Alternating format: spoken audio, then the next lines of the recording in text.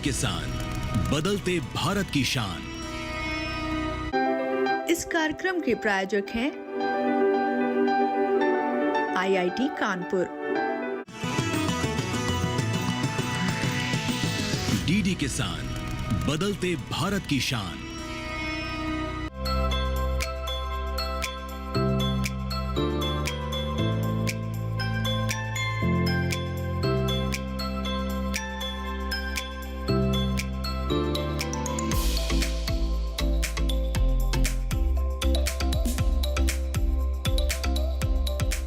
Precision farming क्यों ज़रूरी है, साथ ही ट्रेडिशनल फार्मिंग मेथड्स और मॉडर्न एग्रीकल्चर एडवांसमेंट्स के गैप को किस तरह से ब्रिज करके खेती को और ज़्यादा सस्टेनेबल और ज़्यादा मुनाफेदार कैसे बनाया जा सकता है, इन सभी सवालों का जवाब हम आपको देंगे आज के हमारे स्टार्टअप से। नमस्कार, आप सभी का स्वागत है हमारे प्रोग्राम कृषि स्टार्टअप की सीरीज़ एग्रीटेक स्टार्टअप में। तो बिना देर किए मिलवाते हैं आपको आज के हमारे एंटरप्रेन्योर से।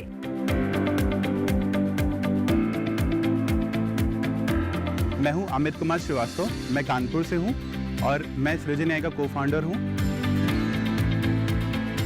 हमने एक ऐसा डिजिटल प्लेटफॉर्म बनाया है AI और जियो स्पेशल डेटा को मिला करके, जिससे हम किसान भाइयों को उनके खेतों के बारे में बताते हैं। हम उन्हें इस बारे में अवगत कराते हैं कि उनके खेत किस तरीके से काम कर रहे हैं, उनकी परफॉर्मेंस कैसी है, उनमें फर्टिलाइज़र का, पेस्टिसाइड का कैसे उपयोग करना है, कैसे हम एक अनुकूल मात्रा में हम उन्हें उनको डालना चाहिए उनके खेत में, ये हम अपने प्लेटफॉर्म के थ्रू उन्हें बताते हैं।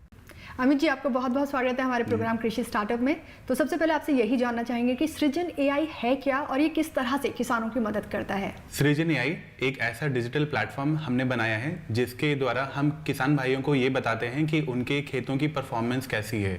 जैसे हम सृजन AI में खेतों को जब हम ऑनबोर्ड करते हैं तो हम उनको प्लांटेशन से हार्वेस्टिंग का जो पीरियड है, बोने से लेकर के कटाई तक का जो पीरियड है, टाइम है, हम उसको जियो स्पेशल और AI के थ्रू मॉनिटर करते हैं और उसके द्वारा हम ये बताते हैं कि उनके खेत कैसे परफॉर्म कर रहे हैं। जी, तो बिल्कुल आप एक प्रिसीजन फार्मिंग का जो तरीका है वो किसानों तक पहुंचा रहे हैं। आपसे ये भी जानना चाहेंगे कि सृजन AI के तहत आपने किस तरह की जो प्रमुख चुनौतियां हैं इस फील्ड की, किसानों की स्पेशली, वो कौन सी चुनौतियां हैं और उनको किस तरह से आप रेक्टिफाई कर रहे हैं?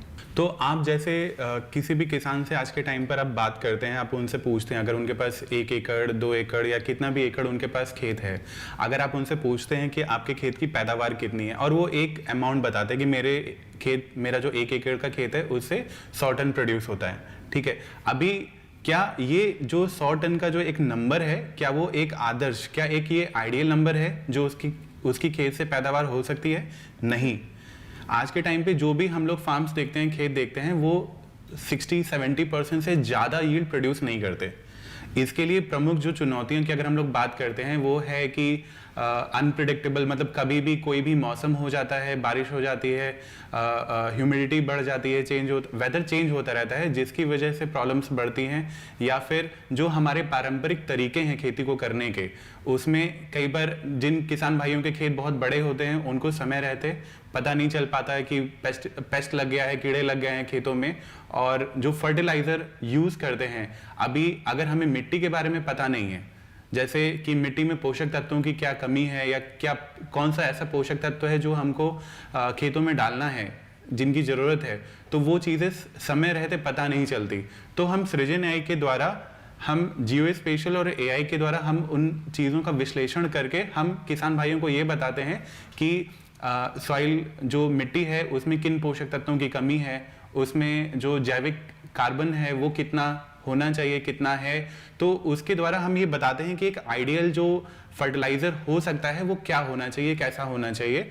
और समय रहते अगर मानते कि खेतों में अगर कीड़े लग भी गए हैं, ठीक है, तो कहाँ पर लगे हैं, कब लगे हैं, ये भी हम बता देते हैं किसान भाइयों को समय रहते, जिससे वो खेतों में जा करके इन प्रॉब्लम्स को एड्रेस करने के लिए आगे अपना एक्शन ले सकते हैं। जी, तो आपने कहा ये डिजिटल प्लेटफॉर्म है, उसके ज़रिए आप ये सारा जो सॉइल मैनेजमेंट है वो भी कर रहे हैं, पेस्टिसाइड मैनेजमेंट भी कर रहे हैं। जो जिनकी ज़्यादा ज़मीन होती है किसानों की, उनको पहले से ही पता अगर लग जाए तो ज़्यादा पैदावार ले सकते हैं। आपने कहा कि 60 से 70% ही ले पाते हैं, 100% वो आप जैसे बता रहे हैं कि जब हम पहले से ही पता लगाएंगे तो 100% ले पाएंगे। तो इन चीज़ों को फिजिबल करने के लिए किस तरह से आप किसानों को रीच आउट करते हैं?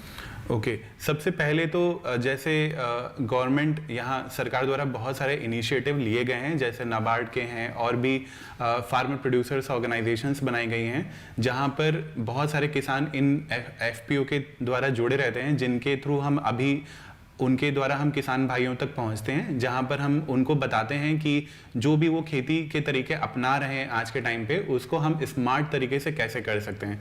उनको इवन हम जो एफपीओ है उनको भी हम बताते हैं कि अगर आज के टाइम पे एफपीओ की भी क्या प्रॉब्लम है कि उनके पास गवर्नमेंट की दी हुई बहुत सारी सर्विसेज रहती हैं, सब्सिडीज रहती हैं, टेक्नोलॉजी का एक्सेस रहता है, फंड्स का एक्सेस रहता है, बट उनकी प्रॉब्लम ये है कि वो किसान भाइयों तक इन जरूरतों को पहुंचा नहीं पाते। उनका कारण ये भी है कि जैसे प्रॉब्लम जहां पर है हमें पता नहीं चलता कि प्रॉब्लम कहां पर है, और जहां पर एसोसिएशन में बहुत ज़्यादा संख्या में किसान रहते हैं तो उतने किसान ना एफपीओ ओनर के पास में जा सकते हैं, ना कि एफपीओ उन किसान भाइयों के पास में जा सकते हैं। यहाँ पर सृजन एआई एक डिजिटल मतलब एक डैशबोर्ड प्रोवाइड करता है, जिसके थ्रू हम ये बता सकते हैं कि अगर मान लीजिए कि एफपीओ में 500,000 किसान हैं, 1500 किसान हैं, तो उन 1500 किसानों में ऐसे कौन से किसान हैं जिनको फर्टिलाइजर की कमी है, ऐसे कौन से किसान हैं जिनमें पेस्टिसाइड की प्रॉब्लम्स हो रही है, किसमें पानी की कमी है। तो हम उस डैशबोर्ड के द्वारा हम इन एफपीओ इन किसानों तक वो चीज़ें पहुंचाते हैं। इसके अलावा ये हम रेगुलर बेसिस पर, वीकली बेसिस पर हम किसान भाइयों को व्हाट्सएप और एसएमएस के द्वारा एक अलर्ट्स भी भेजते रहते हैं कि जैसे आज का वेदर कैसा होने वाला है, मौसम कैसे होने वाला है, बारिश होने वाली है, आर्द्रता कैसी है, ताप कैसा है, ये सारी चीज़ें हम रोज का रोज उन्हें बताते हैं। इसके साथ में हम वीकली बेसिस पर एक बार हम उन्हें बताते हैं कि उनका खेत कैसे परफॉर्म कर रहा है। तो जैसा कि हमने शुरू में ही बात की कि एक जो ट्रेडिशनल मेथड है और जो अभी एडवांस मेथड्स आ गए हैं, तो उन दोनों के बीच में एक गैप है। किसानों को कितना आसान होता है उनको समझाना, उस गैप को सृजन एआई किस तरह से फुलफिल कर रहा है, कैसे ब्रिज का काम कर रहा है उनके बीच में? सृजन एआई जो है ये आधुनिक तकनीकों और पारंपरिक तरीकों को मिला करके एक ऐसा प्लेटफॉर्म बनाया गया है जहां पर हम खेती के तरीकों में बदलाव नहीं करते, बल्कि हम उन तरीकों को कब अपनाना है, कैसे अपनाना है, उसके बारे में बताते हैं। जैसे अगर उनको फर्टिलाइजर डालना भी है तो कौन सा फर्टिलाइजर डालना चाहिए, कितना अमाउंट में डालना चाहिए, ये हम किसान भाइयों को बताते हैं। तो हम पारंपरिक तरीकों को ही अपनाते हैं, बट हम उन्हें पहले से बता देते हैं किसान भाइयों को कि आपको क्या करना है, कैसे करना है। तो तरीके वही हैं, बस समय रहते जी। तो ये हम सृजन एआई के द्वारा कर रहे हैं। बिल्कुल, मैं आपसे यही जानना चाह रही थी कि एक बार अगर किसी किसान के खेत में पेस्ट लग गए हैं, कीड़े लग गए हैं, और तब वो सृजन एआई की मदद लेना चाहे, तो ऐसे में कितना यूजफुल हो सकता है ये सृजन एआई का जो प्लेटफॉर्म है? हम इसमें समय के पीछे भी जा सकते हैं। हम पता कर सकते हैं कि अगर लेट्स से कि अगर मेरी बुआई जो है खेत की, किसी किसान की बुआई जो है 1 महीना पहले हुई है, तो हम जिस दिन बुआई हुई है उस दिन से लेकर के आज तक, या फिर जब तक हम कटाई करने वाले हैं, ये पूरे के पूरे पीरियड की हम निगरानी कर सकते हैं। ठीक है, तो अगर हम मान लेते हैं कि किसी भी किसान के खेत में अगर पेस्ट लग चुके हैं, कीड़े लग चुके हैं, तो हम ये समझ सकते हैं कि कितना टाइम हुआ है कीड़े लग करके, और उसका कितना इम्पैक्ट उन खेतों पर पड़ा है। ठीक है, कितना एरिया अफेक्टेड है। ठीक है, तो एक बार अगर हमें एरिया पता चल गया, हमें जगह पता चल गई, अगर किसी किसान का मान लेते हैं कि बहुत बड़ा खेत है, 10 एकड़ का है, या तो उसमें कितना क्षेत्रफल में वो कीड़े लगे हैं, वो हम सृजन एआई की मदद से बता सकते हैं, और हम बता सकते हैं कि उसमें कितना पेस्टिसाइड आपको डालना है। अमित जी, मार्केट में बहुत सारे और भी ऐसे डिजिटल प्लेटफॉर्म्स हैं जो प्रिसीजन फार्मिंग की बात करते हैं और ये सारी सुविधाएं किसानों को दे रहे हैं। तो अगर मैं सृजन एआई की बात करती हूँ, तो सृजन एआई की यूएसपी क्या है? सृजन एआई में क्योंकि हम यहाँ पर जियो स्पेशल सैटेलाइट के द्वारा हम डेटा कलेक्ट करते हैं सारा, इसलिए हमारी कॉस्ट बहुत कम से कम है। अगर हम बात करते हैं आज के तरीकों की, आधुनिक जो भी तरीके हमारे पास अवेलेबल हैं निगरानी करने के लिए, जो किसान भाई ये अफोर्ड कर सकते हैं कि वो खेतों में डिवाइसेस लगाएं, उनके द्वारा उन खेतों की वो निगरानी करें, उनके लिए वो भी उसमें कॉस्ट ऐड कर रहे हैं। इसके अलावा वो किसान जो इन चीज़ों का अफोर्ड नहीं कर सकते हैं, वो खेतों पे जा करके निगरानी करते हैं। सृजन एआई की यूएसपी यहीं पर ही लाई करती है कि यहाँ पर आपको कम से कम खर्च में आपको वो निगरानी मिलती है। इसके अलावा जो भी हम पोषक तत्वों की बात करते हैं, मिट्टी में पोषक तत्वों की क्या कमी है, कितना उनको प्रचुर मात्रा में होना चाहिए, ये एक जो हम क्या अनुकूल उसका अनुपात है, वो चीजें हम सृजन AI के द्वारा बता पाते हैं, और वो भी कम से कम खर्च में। कृषि में अगर हम कितना पैसा बचा ले गए और पैदावार हमने बढ़ा ली, तो हमारा दो तरीके से इसमें पैसा बच रहा है। एक तो हमने जो इनपुट हमारा लग रहा है, फर्टिलाइजर, पेस्टिसाइड या अलग अलग चीजों पर हम जहां पर पैसा खर्च करें, वो भी हम बचा पा रहे हैं। इसके साथ में कम से कम खर्च में हमारी पैदावार बढ़ रही है। 20-30% से ज्यादा हम यहाँ पर उनकी पैदावार को बढ़ा देते हैं। तो यही हमारी यहाँ पर USP है। बिल्कुल। और हम अमित जी से ये भी जानेंगे कि जो रिसोर्सेज हैं उनकी एफिशिएंसी को मैक्सिमम ऑप्टिमाइज किस तरह से किया जाएगा, लेकिन उससे पहले लेंगे एक छोटा सा ब्रेक। कहीं जाइएगा नहीं, बने रहिए हमारे साथ DD किसान पर। प्रधानमंत्री फसल बीमा योजना प्राकृतिक आपदा की स्थिति में बीमा द्वारा किसानों को आर्थिक सुरक्षा देने की ओर एक कदम। हमने फसल बीमा योजना को अधिक प्रभावी बनाया, उसके दायरे में ज्यादा किसानों को लाए। बढ़ता है विश्वास जब मिलती है सहूलियत। मेरी पॉलिसी मेरे हाथ। बढ़ता है विश्वास जब अपनी भाषा में मिलती है जानकारी। माझी पॉलिसी माझ्या हाती। बढ़ता है विश्वास जब पहुंचती है आपकी फसल बीमा पॉलिसी आप तक। मारी पॉलिसी मारे हाथ। बढ़ता है विश्वास जब पॉलिसी की एक एक बात समझाते हैं द्वार पर आकर। एन पॉलिसी एन कैयल। मेरी पॉलिसी मेरे हाथ अभियान के तहत बीमा कंपनियां पहुंचा रही हैं आपकी फसल बीमा पॉलिसी आपके द्वार। अपनी फसल बीमा पॉलिसी और जानकारी लेने जरूर आएं। फसल बीमा से संबंधित जानकारी के लिए हेल्पलाइन नंबर 14447 पर कॉल करें। फसल बीमा कराओ, सुरक्षा कवच पाओ। ब्रेक के बाद एक बार फिर आप सभी का स्वागत है हमारे प्रोग्राम कृषि स्टार्टअप में, और आज है मेरे साथ अमित कुमार श्रीवास्तव जी। अमित जी, हमने ब्रेक पे जाने से पहले अपने दर्शकों को कहा था कि हम बताएंगे कि सृजन AI के थ्रू आप जो रिसोर्सेज की एफिशिएंसी है उसका मैक्सिमम ऑप्टिमाइजेशन कैसे कर रहे हैं, तो जानना चाहेंगे आपसे। पहले तो क्या होता है कि जियो स्पेशल के द्वारा हम ग्राउंड की बहुत सारी इमेजेस हम लोग कलेक्ट करते हैं, और उसके बाद AI की मदद से हम इन डेटा को एनालाइज करते हैं, उनका विश्लेषण करते हैं, जिससे हमें ये पता चलता है कि अगर हमने आज ग्राउंड की पिक्चर ली है, खेतों की पिक्चर ली है स्पेस के द्वारा, तो हमें पता चलता है कि उन तत्वों का कितना % मिट्टी में मौजूद है।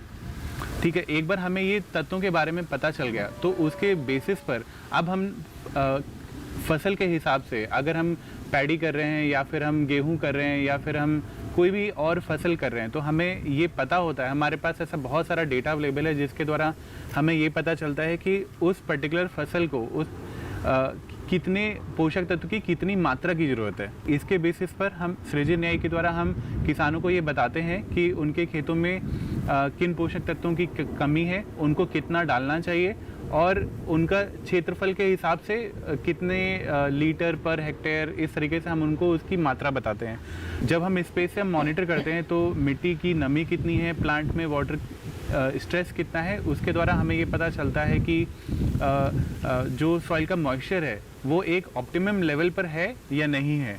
तो उस डेटा के द्वारा हम ये पता करते हैं कि खेतों में कितना पानी लगाना चाहिए अगले हफ्ते। अगर मान लीजिए कि बारिश हो चुकी है ऑलरेडी, तो और अगर मिट्टी मेरी ऑलरेडी बहुत गीली है पहले से ही, तो हम ये उनको बता सकते हैं कि अगले 1 हफ्ते या 2 हफ्ते तक आपको पानी नहीं लगाना है। और अगर कहीं पर कमी हो रही है या कहीं पर पानी की मात्रा बहुत ज़्यादा हो गई है खेत में, तो ये भी हम सृजन AI के द्वारा उन किसान भाइयों को बता सकते हैं कि कहाँ पर आपको किस तरीके से उसको मैनेज करना है चीज़ें। और ये जो इन्फॉर्मेशन होती है किसानों तक कितनी देर में पहुँच जाती है जो आप रिपोर्ट देते हैं उनको? हम यहाँ पर दो तरीके की रिपोर्ट हम किसान भाइयों को प्रोवाइड करते हैं। सबसे पहला है कि जहाँ पर हम वेदर, मौसम की जानकारी डेली बेसिस पे प्रोवाइड करते हैं। हम रोज़ 8 अलग अलग टाइम पर, जैसे रात के 2:30 बजे, सुबह के 5:30 बजे, 8:30 बजे, 11:30 बजे, फिर इसी तरह सेम टाइम पर हम लोग आफ्टरनून से लेकर के रात के 11:30 बजे तक अलग अलग टाइम इंटरवल पर हम मौसम की जानकारी देते हैं, जो किसान भाइयों को हम डेली बेसिस पर उनको व्हाट्सएप या SMS के द्वारा हम प्रोवाइड करते हैं। इसके साथ में जो हम लोग जियो स्पेशल डेटा की अगर हम लोग बात करते हैं, तो जियो सैटेलाइट्स जो हैं ग्राउंड से 1 या 2 दिन हफ्ते में गुजरती हैं, जिनसे हमें उन दिनों की ही जानकारी प्राप्त होती है। जी अमित जी, जैसा कि हम सभी जानते हैं कि जो सॉइल है वो बहुत महत्वपूर्ण होती है कृषि के लिए, क्योंकि अगर मिट्टी है तो खेती है, नहीं तो शायद खेती भी नहीं है। तो जो आपके जियो स्पेशल पैरामीटर्स हैं सॉइल मैनेजमेंट और पेस्ट मैनेजमेंट में किस तरह से आप उनका इस्तेमाल करते हैं सृजन AI के प्लेटफॉर्म का? सैटेलाइट से हमें अलग अलग स्पेक्ट्रल बैंड का डेटा प्राप्त होता है, जिनको एनालाइज करके, जिनमें कैलकुलेशंस लगा करके हम कुछ इंडिसेस, स्पेशल इंडिसेस बोलते हैं इन्हें, हम उनको एनालाइज करते हैं। एग्जाम्पल के लिए हम आपको इंडिसेस के बारे में बताते हैं, जैसे वेजिटेशन इंडेक्स है, NDVI है, और मॉइस्चर इंडेक्स है, वाटर इंडेक्स है, सॉइल की वेरिएबिलिटी है, क्लोरोफिल इंडेक्स है, तो इसके साथ में नाइट्रोजन के लिए भी इंडेक्स है। तो हम इन इंडिसेस को एनालाइज करते हैं। NDVI के लिए अगर हम एग्जांपल लेते हैं कि NDVI हमें ये बताता है कि प्लांट्स के अंदर वेजिटेशन कैसा है, जैसे जो भी हम हरापन देखते हैं खेतों में, तो ये हमारा NDVI बताता है। इसी तरह से अगर हम खेतों में या मिट्टी में नमी की बात करते हैं, या पौधों में, पेड़ों में पानी की मात्रा कितनी है, वाटर स्ट्रेस कितना है, ये हमें मॉइस्चर इंडेक्स से पता चलता है। मिट्टी के बारे में हमें एक सॉइल इंडेक्स आता है, सॉइल वेरिएबिलिटी इंडेक्स, हमें उससे पता चलता है। मिट्टी को हम एनालाइज करके उसके बारे में बताते हैं, और जो पोषक तत्वों की कमी के बारे में हमने पहले भी बताया था कि नाइट्रोजन, फास्फोरस, पोटेशियम या सॉइल ऑर्गेनिक कार्बन है, हमें इन्हीं इंडिसेस से ही पता चलता है। अब हम बात करते हैं पेस्ट इन्फेस्टेशन या पेस्ट आउटब्रेक जो होता है वो हमें कैसे पता चलता है। इसके लिए प्राइमरीली हम वेजिटेशन इंडिसेस यूज़ करते हैं, जिससे हमें ये पता चलता है कि पौधों में जो हरापन है, ये मान लीजिए जैसे खेतों में धीरे धीरे पत्तियां सफ़ेद हो रही हैं या फिर पीली हो रही हैं कीड़ों की वजह से, तो ये इसका इफ़ेक्ट हमको इन पैरामीटर्स में पता चलता है। इसके साथ में जब पत्तियों में हरापन कम हो रहा है, क्लोरोफिल कम हो रहा है इनडायरेक्टली, तो हमें इन इंडिसेस से, या फिर नाइट्रोजन की जैसे कमी हो रही है, तो हम इनको, ये पेस्ट आउटब्रेक जो होता है ये समय के साथ धीरे धीरे अपना प्रभाव दिखाता है खेतों में। तो हम जो हमें वीकली बेसिस पर डेटा मिल रहा है, हम उस डेटा को एनालाइज करके ये बताते हैं कि पेस्ट आउटब्रेक खेत में हुआ है। और यहाँ पर एक इंडिसेस और यूज़ होती है जिसको हम लोग बोलते हैं पेस्ट प्रेशर इंडेक्स, जो हमें ये बताता है कि कितने चांसेस हैं पेस्ट आउटब्रेक के खेतों में। तो ये यहाँ पर हम खेतों में पेस्ट प्रेशर इंडेक्स के बारे में बताते हैं, जिससे हम ये बता सकते हैं कि खेतों में क्या चांसेस हो रहे हैं कीड़े लगने के, और समय रहते ये सारी चीज़ें हम किसान भाइयों तक पहुंचा देते हैं। जी अमित जी, अगर मैं क्लाइमेटिक एडेप्टेशन की बात करूं, जैसे कि हम सब जानते हैं हरियाणा पंजाब जैसे रीजन भी हैं जहां पर कि जो सॉइल है वो काफ़ी डिग्रेड हो चुकी है, तो वहां पर सृजन AI का क्या रोल रहता है और किस तरह से वो मददगार साबित होता है ऐसे किसानों के लिए? जैसे आपने बोला कि हरियाणा पंजाब में सॉइल डिग्रेडेशन आजकल बहुत ज़्यादा है, तो इस केस में, या फिर कोई और एरिया ले रहे हैं जहाँ पर हमारा टेम्परेचर, वेदर बिल्कुल अलग तरीके से है, तो सृजन AI में हम इन सारे डेटा को एनालाइज करते हैं, डेमोग्राफिक जिसको हम बोल सकते हैं, या फिर मिट्टी की प्रॉपर्टीज़, हम इन सारे डेटा को एनालाइज करते हैं, और इसके वहाँ के वेदर के हिसाब से, वहाँ की मिट्टी के हिसाब से हम किसान भाइयों को ये बताते हैं कि क्लाइमेट रेजिलिएंट, मतलब ऐसे मौसम में किस तरीके की फसल हो सकती है, या फिर अगर हमें मिट्टी की उर्वरता वहाँ पे बढ़ानी है तो कैसे उन्हें क्रॉप रोटेशन करना है, बदल बदल करके उनको अलग अलग सीजन में क्रॉप चेंज करनी है, फसल चेंज करनी है, ये हम उन्हें सृजन AI के द्वारा बताते हैं। अगर मैं बात करूं कोऑपरेटिव्स की, बात करूं जो सेंट्रलाइज कंट्रोल है, आपने शुरू में जिक्र भी किया था FPOs में, तो उसमें सृजन AI की क्या भूमिका है, क्या रोल प्ले कर रहा है वहाँ पर? अगर कोई एक अकेला किसान है तो उसका खेत कैसे काम कर रहा है उसको पता है, क्योंकि वो उस खेत पर रोज जा करके देख सकता है, हफ्ते भर में जा करके देख सकता है। बट अब हम बात करते हैं जहाँ पर 500, 1000, 10,000 खेत एक साथ हैं या फार्मर एक साथ लगे हुए हैं।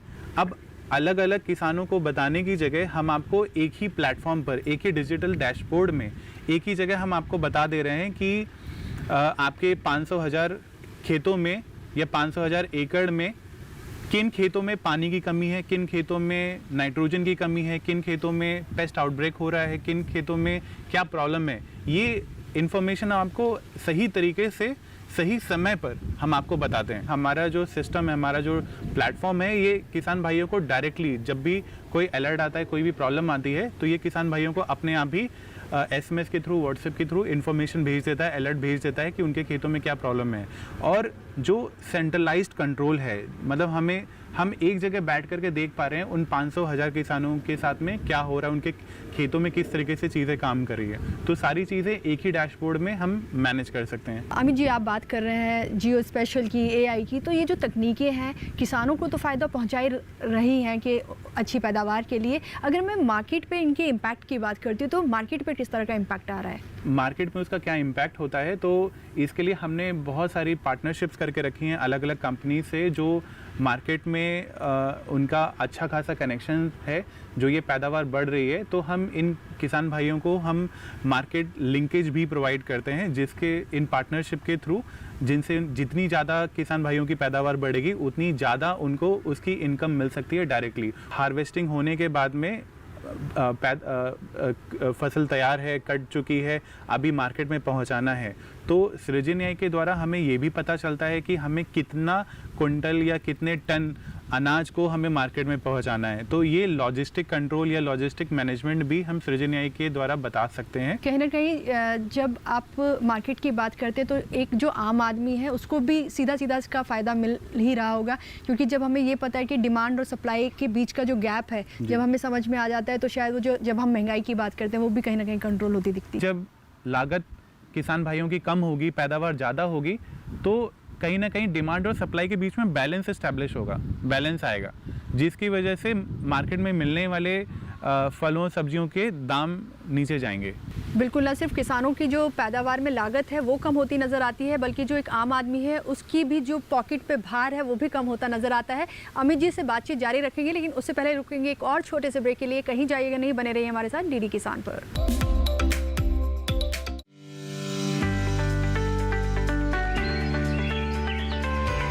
Keeping our earth green forever is in our hands only. That's why I prefer CBG for my car. CBG is compressed biogas made from waste materials. It is a highly efficient renewable resource that has reduced carbon emission rates. Less carbon emission means lesser harmful impact on the planet. Use CBG. It is cleaner, greener and safer. Check जाना पड़ेगा। अरे game छोड़ के 1 महीना हो गया complaint किए हुए, बैंक रिफंड ही नहीं कर रहा है। कंप्लेंट करनी है। अरे बैठिए बैठिए, यहीं से कर लीजिए RBI के ऑम्बुड्समैन को। कैसे? RBI अधिकृत बैंक, NBFC या डिजिटल लेन देन के जितने भी प्लेटफॉर्म्स हैं, उनकी शिकायत आप कर सकते हैं घर बैठे बैठे। RBI के CMS पोर्टल पर। ये हो गया चेकमेट। कंप्लेंट करेंगे क्या? RBI कहता है जानकार बनिए, सतर्क रहिए।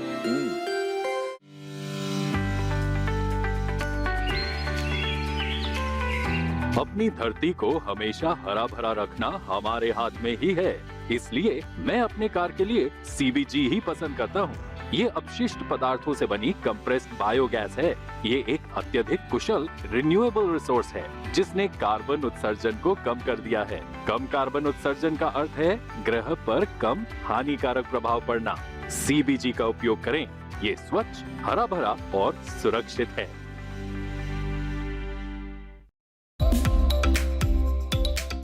Welcome back to our show Krishi startup. Krishi startup में आज है हमारे साथ एंटरप्रेन्योर अमित कुमार श्रीवास्तव जी। तो अमित जी, हम जानना चाहेंगे कि आने वाले कुछ समय में जो कृषि है उसको आप कैसे देखते हैं, क्या कुछ फ्यूचर विजन लेकर चल रहे हैं कृषि को लेकर? सृजन AI का हमारा विजन ये है कि हम एक ऐसा फ्यूचर बिल्ड करना चाहते हैं जहाँ पर एग्रीकल्चर डेटा ड्रिवन हो, किसानों को उनका सही डिसीजन वो ले पाएँ, ये हम ऐसा विज़न देखते हैं। इसके साथ में उनका जो फार्मिंग का वेस्टेज है वो कम से कम हो, पैदावार उनकी ज़्यादा से ज़्यादा हो, ऐसा हम एक फ्यूचर देखते हैं। तो इस फ्यूचर विजन में जो आपके कोर पिलर्स हैं वो क्या कुछ रहेंगे? पिलर्स की बात करते हैं तो सबसे पहला है कस्टमाइजेशन, मतलब जैसे रिक्वायरमेंट हो उसके हिसाब से हम टेलर स्पेसिफिक नीड्स के हिसाब से हम अपना सोल्यूशन किसानों को प्रोवाइड कर सकें।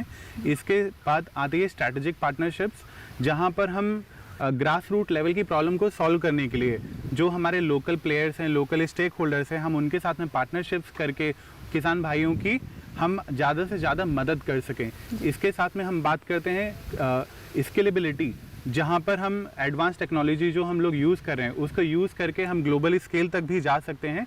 और इसके साथ में है सस्टेनेबिलिटी, जहाँ पर हम कोशिश करते हैं कि कितनी इको फ्रेंडली हम प्रैक्टिसेस को फॉलो करवा सकें अपने किसान भाइयों को। जी, और इस पूरे आपके विजन में जो आप करना चाहते हैं उसमें आईआईटी कानपुर का क्या रोल है? आईआईटी की अगर हम बात करें तो ये इस एग्रीकल्चर में काम करने का आइडिया तो मुझे आईआईटी कानपुर से ही मिला। जब मेरे क्लाइंट्स का ऐसा रिक्वायरमेंट आया कि जहाँ पर हम लोग कैसे खेतों को जियो स्पेशल के द्वारा हम उनको मॉनिटरिंग कर सकते हैं, तो इसका आइडिया तो आईआईटी कानपुर से ही मिला। और जैसे कि बात करते हैं कि किसी भी आइडिया के ऊपर काम करने के लिए जो सबसे ज़्यादा ज़रूरी है वो है इनिशियल फंडिंग, वो आईआईटी कानपुर के द्वारा हमें प्राप्त हुई। इसके अलावा जो वहाँ पर इतनी बड़ी टीम है, इतनी ज़्यादा कोऑपरेटिव टीम है, जो हमें नए नए क्या आइडियाज़ आ रहे हैं, क्या फंडिंग्स आ रही हैं, क्या अपॉर्चुनिटीज़ आ रही हैं, कहाँ पर हम अपने आइडियाज़ को प्रेजेंट कर सकते हैं, ऐसे बहुत सारे अवसर जो हैं आईआईटी कानपुर हमें प्रोवाइड करती है। बिल्कुल, आईआईटी आपको इसी तरह सपोर्ट करती रहेगी। और अगर मैं मार्केट स्ट्रैटेजी की बात करती हूँ तो किस तरह से आप किसानों तक पहुँचने की कोशिश कर रहे हैं और क्या मिशन लेकर चल रहे हैं, क्योंकि इतना अच्छा प्लेटफॉर्म है, जब तक लोगों के बीच नहीं जाएगा तब तक शायद इसका कुछ फ़ायदा होने वाला नहीं है। अगर आप चाहते हैं कि ज़्यादा से ज़्यादा किसान इसका फ़ायदा उठा सके तो ये तभी पॉसिबल है जब आप वहाँ के लोकल प्लेयर्स जो हैं, लोकल स्टेक होल्डर्स हैं, उनके साथ में आप पार्टनरशिप्स कर सकें। हमने इसी तरह ऐसी कई सारी कंपनीज़ के साथ में स्ट्रैटेजिक पार्टनरशिप्स की हैं, जैसे फर्टिलाइज़र की कंपनीज़ के साथ में, पेस्टिसाइड की कंपनीज़ के साथ में, एडवाइजरी कंपनीज़ के साथ में हमने पार्टनरशिप्स की है। और उनके द्वारा जो उन किसानों को ऑलरेडी वो अपनी सर्विसेज प्रोवाइड कर रहे हैं, उनके द्वारा हम अपने प्रोडक्ट को, अपने डिजिटल प्लेटफॉर्म को उन किसानों तक पहुंचा रहे हैं। और यही हमारा जो मार्केट स्ट्रैटेजी की जैसे आपने बात की, तो यही हमारा तरीका है जिससे हम ग्रास रूट लेवल की प्रॉब्लम्स को सॉल्व कर पा रहे हैं किसानों की, और उसके साथ में अपने आप को मार्केट में स्टैब्लिश कर पा रहे हैं। तो अमित जी, जाते जाते मैं सबसे एक मैसेज लेती हूँ, आज आपसे भी लेना चाहूँगी हमारे व्यूअर्स के लिए, या आप हमारे किसानों को कुछ कहना चाहें या गवर्नमेंट से कोई अपील करना चाहें, तो क्या मैसेज होने वाला है आज आपका? हमारी सरकार तो वैसे भी बहुत सारे इनिशिएटिव ले ही रही है एग्रीकल्चर को बढ़ाने के लिए, और इसके साथ साथ किसानों की जो आय है कैसे उनमें बढ़ोतरी हो सके, सरकार ऑलरेडी उसके लिए बहुत सारे प्रयास कर रही है। और जो हम मैसेज तो गवर्नमेंट की तरफ से तो ऑलरेडी बहुत कुछ हो रहा है, बस हम यही चाहते हैं कि गवर्नमेंट ऐसे इनिशिएटिव्स और लेते रहे, और जैसे हमारा आइडिया है वैसे और भी आइडियाज़ मार्केट में आते रहते हैं। तो हम बस गवर्नमेंट से यही चाहते हैं कि ऐसे आइडियाज़ को और ज़्यादा से ज़्यादा गवर्नमेंट प्रमोट करे और उनको किसान भाइयों तक पहुंचा सके। किसान भाइयों को हम ये मैसेज देना चाहते हैं, जो पारंपरिक तरीके हैं वो बहुत अच्छे हैं, लेकिन ये जो स्मार्ट फार्मिंग टेक्निक्स हैं आज के टाइम पे जो बहुत सारी कंपनीज लेकर के आ रही हैं, इनकी तरफ उनको देखना चाहिए, इनको समझना चाहिए। इससे कुछ ना कुछ तो उनका फ़ायदा होगा ही। अगर लागत कम होगी, पैदावार बढ़ेगी, तो उनकी आय भी बढ़ेगी। बस हम यही कहना चाहते हैं। बिल्कुल, आप एक अच्छे विजन और एक अच्छे मिशन के साथ ऐसे ही आगे बढ़ते रहें। आपसे मिलकर बेहद खुशी हुई। आपका बहुत बहुत धन्यवाद हमारे साथ प्रोग्राम में बने रहने के लिए।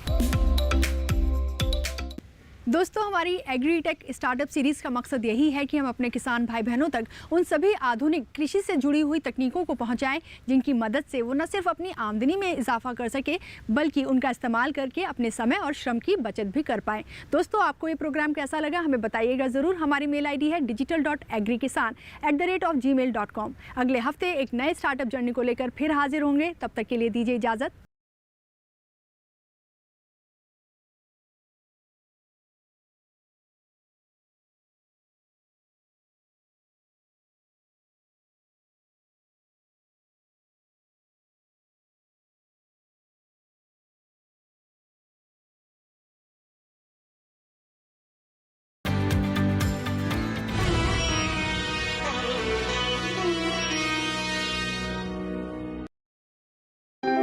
इस कार्यक्रम के प्रायोजक थे IIT कानपुर। नमस्कार किसान भाइयों और बहनों, आप देख रहे हैं मंडी खबर। मैं हूं आपकी AI एंकर भूमि। आज हम आपके लिए लाए हैं देश भर की मंडियों से ताजा तरीन भाव। सबसे पहले बात करते हैं चने के भाव की। गुजरात की दाहोद मंडी में चने का भाव 5,980 रुपये प्रति क्विंटल रहा। कर्नाटक की लिंगसुगुर मंडी में चना 6,000 रुपये प्रति क्विंटल पर बिका। महाराष्ट्र की जलगांव मंडी में चने के सौदे 5,610 रुपये प्रति क्विंटल पर हुए। अब जानते हैं मूंग के भाव। गुजरात की राजकोट मंडी में मूंग का भाव 7,390 रुपये प्रति क्विंटल रहा। राजस्थान की बूंदी मंडी में मूंग 5,101 रुपये प्रति क्विंटल पर बिकी। उत्तर प्रदेश की हाथरस मंडी में मूंग के सौदे 8,780 रुपये प्रति क्विंटल पर हुए। अब नजर डालते हैं ग्वार के भाव पर। राजस्थान की बस्सी मंडी में ग्वार का भाव 4,780 रुपए प्रति क्विंटल रहा। गुजरात की सिद्धपुर मंडी में ग्वार 4,727 रुपए प्रति क्विंटल पर बिकी। हलवद मंडी में ग्वार के सौदे 4,500 रुपए प्रति क्विंटल पर हुए। सभी भाव आवक और गुणवत्ता के अनुसार हैं। तो यह था आज का मंडी भाव। आप देखते रहिए डीडी किसान। धन्यवाद।